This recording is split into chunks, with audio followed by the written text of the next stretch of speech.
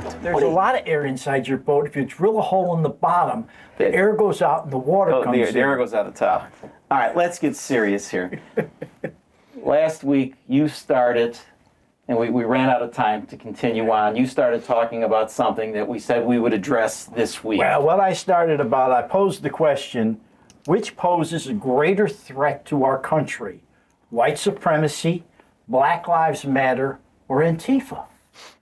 That's what I wanted to get in. Now, all of them pose a threat. Which is the greatest?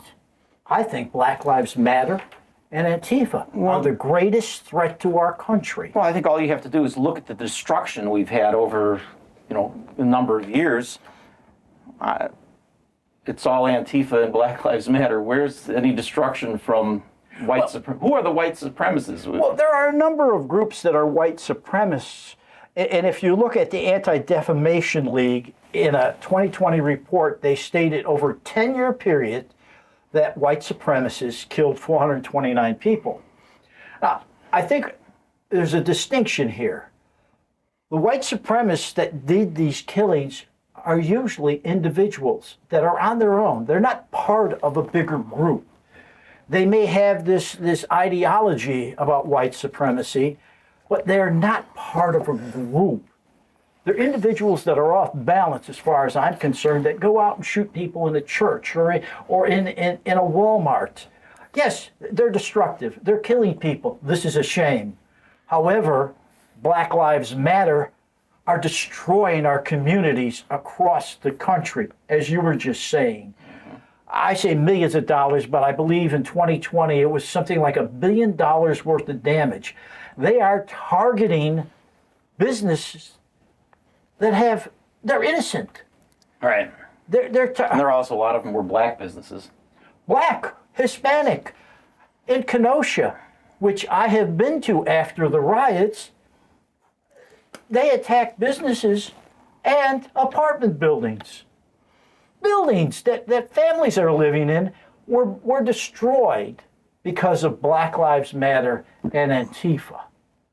To me, Black Lives Matter is a terrorist organization, period.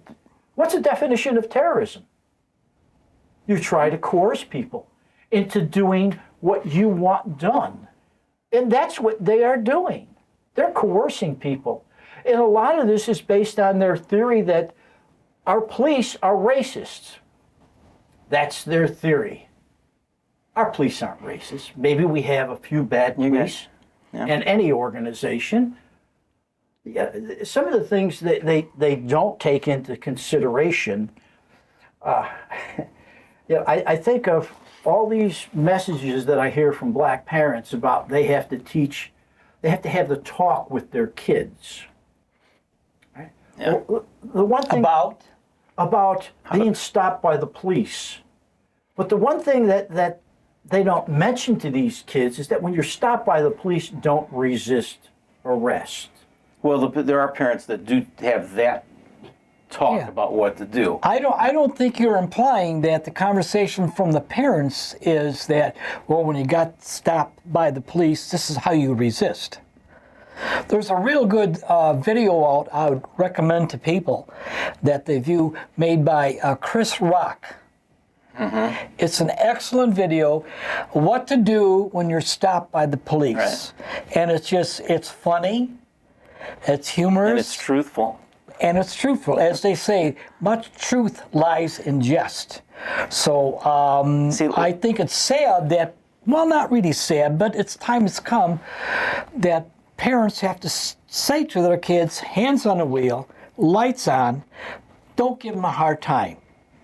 Just comply and do what they say, you'll be fine. If it's not, then we can take it from there. And the biggest portion of these kids that are not getting that message are coming from fatherless families. Here we go. And those numbers are so high that it's just because it's such a problem. And if you take a look at the major incidents, like with George Floyd, or what happened down in Ferguson, or what happened in Kenosha in 2020, all of these individuals that were stopped had a couple of things in common. All of them were criminals. Most of them had warrants out for their arrest. And every one of them resisted arrest. Did not comply. They do not comply with the police.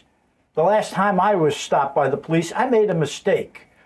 I made a turn when I thought the light turned green. It was actually a green turn arrow and not the light to go straight. And immediately I was pulled over. And immediately I sat there, like you said, my hands on the wheel. The police officer came up to the car. He was extremely polite.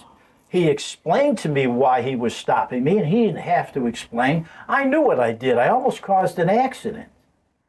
I sat there and said, "You're right, officer. I understand." He gave me a ticket and let me go. I had a similar one where I made a left-hand turn. I waited 3 lights trying to make a left-hand turn, and when I finally did it, it was red. And there was a cop sitting right there. I turned left right in front of him, and as I'm going around, we made eye contact. Ah, And it was as red as could be. I pulled over. He flipped around, did a U-turn, came after me. I got out of my car. I said, "Officer, it was as red as could be." I got tired of waiting. I waited 3 lights, and I went through. He looked at me and he said, "Get out of here." And I got in my car and left. But what the argument will be from our liberal media is that, well, you're white, you're privileged, so that's why he let you go. You know what? let me interrupt. Could it be he got let go because he was very polite and courteous to the cop? What goes around comes around. If you're polite, they're polite. Yeah. If you be confrontational, they have to defend themselves. There is no question. What goes through my mind is that no one talks about, or I should say very few people talk about, what is the mindset of a police officer when he makes a traffic stop. These police officers on a day in, day out basis are faced with murderers, rapists, criminals of all sorts. Career politicians. And then the unknown. And the unknown. So what is their mindset? Are they fearful when they pull somebody over? I would imagine you showed a clip last week where an officer pulled a guy over and a guy pulled out a gun and killed him. They just want to go home at the end of the day to their families. Yep. That's all they want to do. You made a comment at the beginning, Rich, that certain groups are a big threat to this country, like Antifa, Black Lives Matter, other racist groups. I think that certainly is a threat, but I think there's a bigger threat out there, more deep-rooted. And to quote a gentleman by the name of Eli Weiss, he is a survivor of the camps in Germany, the concentration camps. He said, "The opposite of love is not hate, but indifference." In terms of society trying to get along with each other, we have become very, very indifferent. We don't care. All these things are happening. People are being shot, cities are being burned down, and we just kind of accept it. We basically, as Americans, we sit on our ass and we say, "Gee, that's too bad," but that can't work anymore. People have to get active and they have to start doing things. They have to start calling out their career politicians and sending them letters and things of that nature. What's a letter going to do? Not much. But if you do enough of them and you get enough motivation, they're going to be more attentive to what's going on here. That people have to get concerned. Right now, there's going to be a march. I'm not going there. I'm not going to do anything. Yeah, you know what? You say people have to get concerned, all right? So when it comes to white supremacy... Concerned and do action. Right. Do something. When it comes to white supremacy, the Anti-Defamation League feels that this is a major crisis in our country. So they put together a plan. It's called Protect Plan. And the top priorities of the Protect Plan are adopting a whole of government and a whole of society to prevent white supremacy. My question becomes, we have thousands of people killed in our cities every year, and I mean thousands, black on black murders. Yes. Okay? Well, Yes. why aren't we adopting a whole of government and a whole of society to prevent these murders every year? Why are we concentrating on white supremacy but not the murders in our cities? I think that's because when you have an organization like Black Lives Matter, which I was and still am all for, we're at a point now where we could really make an impact on people's attitude. Okay? But the problem is there's no leadership in this movement. And they let the organization as a whole, which had a good thing going for it, be taken over by thugs, thieves, and gangsters. That's who's doing the rioting. That's who's burning the buildings down. Not the general people in Black Lives Matters. It's these.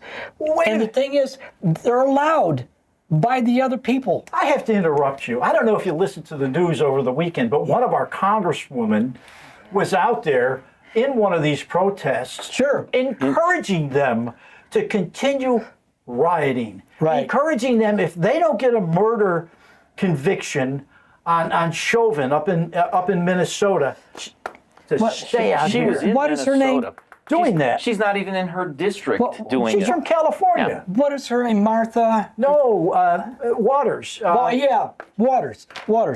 I found that very interesting because she said that. And that's okay. That's all right. She's encouraging people. What about Trump? What did he say? Did he say take the Washington or the White House by storm?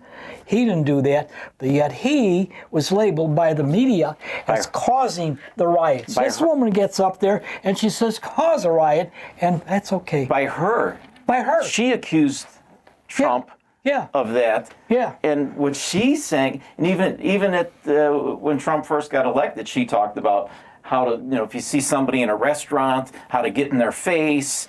Yeah. And she's There's no question about it. This is the tactics that they are using. And this is another liberal from out of California. Give me a break. Why isn't the news saying that she should be taken out of Congress? right. Why shouldn't she be impeached? Or I have whatever? another question. That's for the general audience. We'd like to hear from you as to whether or not anyone has filed charges against this woman for inciting a riot. I would think that would be attempting to appropriate. incite a riot. Attempting to incite a riot, because Trump got crucified for attempting that. Well, we'll see what happens because Well, I would like to hear from the people. What is fine. your idea? What is your solution? What do you think should be done to limit conversations like that, or at least treat people fairly? If Trump got railroaded for this, she should be also, and she's right out there. We want to hear from the people. What would be your solution? What do you think we should do? If you can't come up with an idea, you're watching the wrong station. I think we want to get ideas as to what's to be done. We don't want to sit here and necessarily talk about things over and over and over again. That's nothing more than a mental form or a form of mental masturbation. We want action. We want things being done. That's your job. what's the definition of terrorism? Terrorism. I would think it would be people who try to achieve their end through the use of violence and coercion. That's a good description. The federal government defines it as the unlawful use of force and violence against persons or property to intimidate or coerce a government, the civilian population, or any segment thereof in furtherance of a political or social objective. As far as I'm concerned, when the riots were occurring in Kenosha in 2020, where businesses and apartment buildings and people had to take, they felt they had to take and put up signs. And I saw this in Racine, in Kenosha. They put up signs, Black Lives Matter. Okay? We're with you.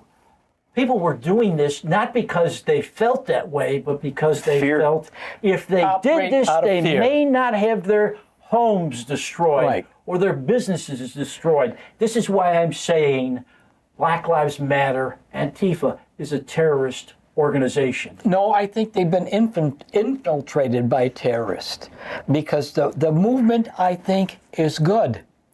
Okay, the individuals who are in there and are perverting this organization are the ones that have to be addressed, and they have to be addressed by the leadership in these organizations. The leadership? And there is none that's of any value. You've got what's been in the news lately is how the leader, the woman, Yeah. I'm not going to mention her name. Go ahead. has It's in the spent news. You can mention. How many millions of dollars she spent on homes 4 homes, I Yes. heard. Check this out, folks. 4 homes, the leader. in white neighborhoods.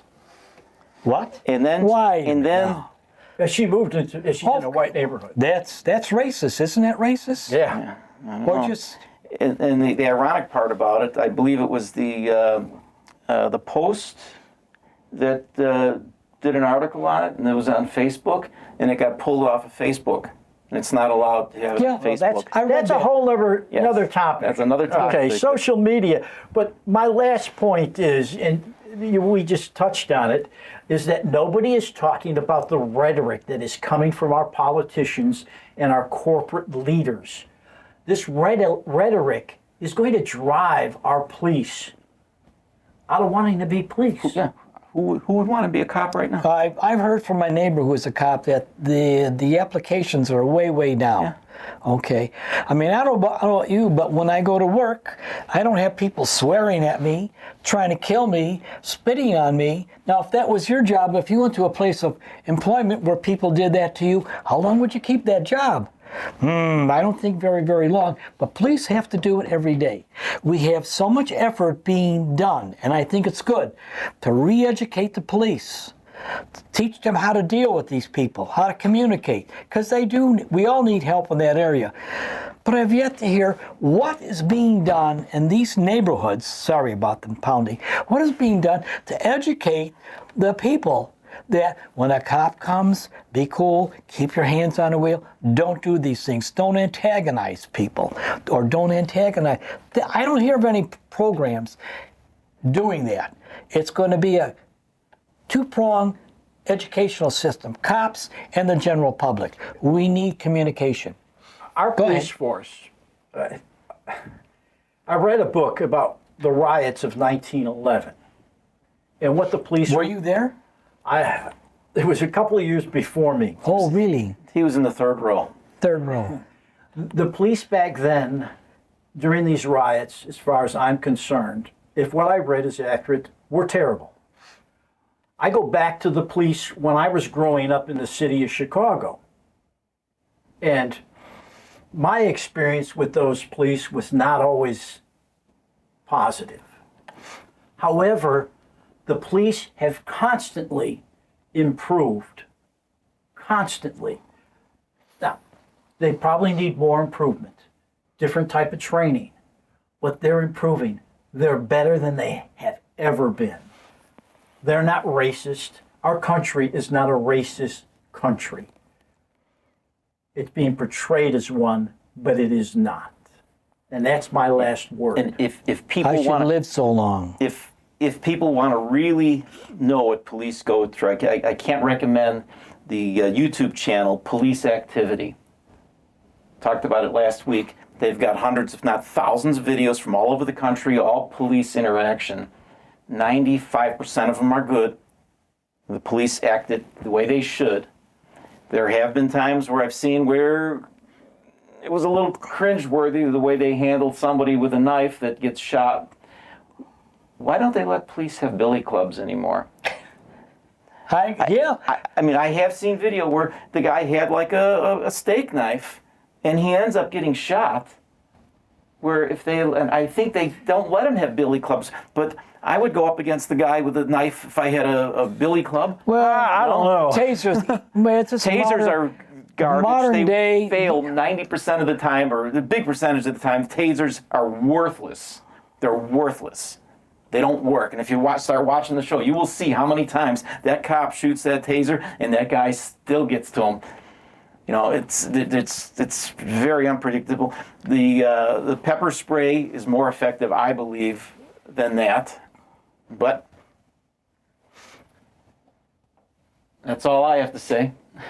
Until we meet again. Until we meet again. You had something you wanted to discuss for next week. Oh, we're going to get into, next time I'd like to talk about the concept of sanctuary cities. Okay, and what are the consequences of politicians like Lori Lightfoot making a choice? Choices have consequences, and her choice has consequences for the general public, not her. So I will talk about that a bit more next time if I haven't been arrested by then. So give us a like and share this video, and we'll see you next week.